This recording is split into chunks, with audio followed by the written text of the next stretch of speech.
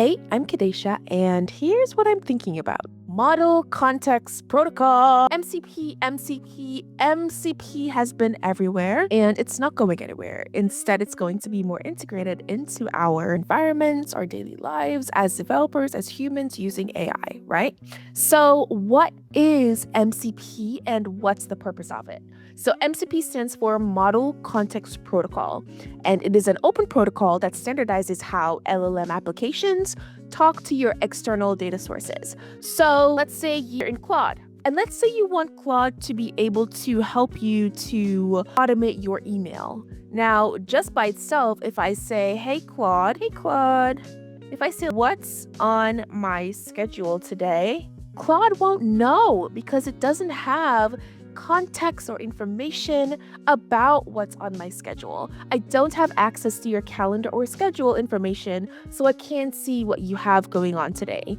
But because of MCP, I can connect my calendar to Claude. Now, I'm not going to be doing this because I don't have a demo calendar here, but think about the possibilities. If my calendar is connected to Claude, I can come in here and say, hey, Claude, what's on my schedule today, right? You get a list of what's on your schedule today. You can say, hey, Claude, can you add so-and-so to my schedule? Can you add X meeting to my schedule? Think about the possibilities, right? So what's the purpose of MCP? The purpose of MCP is to provide additional context to your LLM applications and your LLM in general, because models are only as good as the context they have or the context that you provide them with. If LLMs don't have the ability to connect to other apps and tools, it's not as useful as it can possibly be. And I have my notes here because I've been working on a blog post that's going to come out next week with the same information, right? So with MCP servers is essentially what LLMs have to connect to the outside world. So you know how you can install a plugin or a Chrome extension on your browser to be able to connect with other things and do additional things on your browser? That's the same thing, but for LLMs. So we have Chrome extensions. Large language models have MCP servers. Did that make sense? I hope it did. So a little bit about the architecture of MCP servers, right? So the MCP is based on a client-server architecture. And this should sound very similar to you if you're a developer, because that's REST, and that's also the Language Server Protocol, LSP, which was established back in 2016 by Microsoft, that details how IDEs interacted with programming languages, right? It standardized how these interacted with programming languages, basically. And so there are three core tenets of MCP. There's the host, there's the server, and there's the client. So I'm going to read my notebook. So an MCP host is an LLM app that wants to access data through MCP. So for example, think of Claude here. This is the MCP host, and also VSCode that's right behind Claude on my desktop right now is also an MCP host, right? An MCP server is a lightweight program that each expose specific capabilities through MCP. So an MCP server could be the GitHub MCP server, could be the Figma MCP server, it could be the Canva MCP server, right? In Claude, they're called connectors, but these are all MCP servers, right? So you have Gmail, Canva, Asana, Atlassian. You have InVideo to turn your ideas into video. You have Vercel MCP server. There are so many MCP server.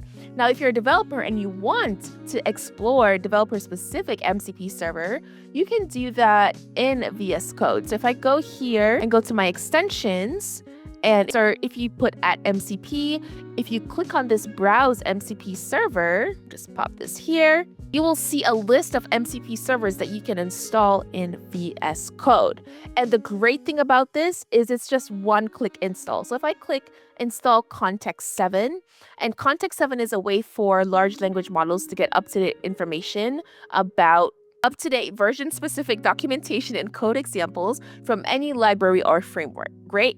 So open VS Code. And now Context 7 is installed in VS Code.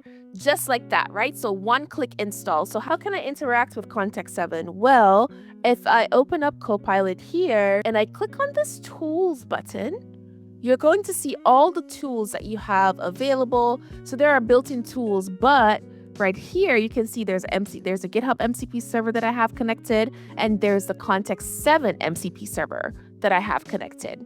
right? And so that's pretty much how simple it is to connect MCP server in VS Code as a developer. And of course, you can use these MCP servers in other applications as well, not just VS Code, right? That's the magic of MCP servers. It gives your LLMs additional context and access to your external data sources. That's all I want you to think about when you think about MCP servers, right?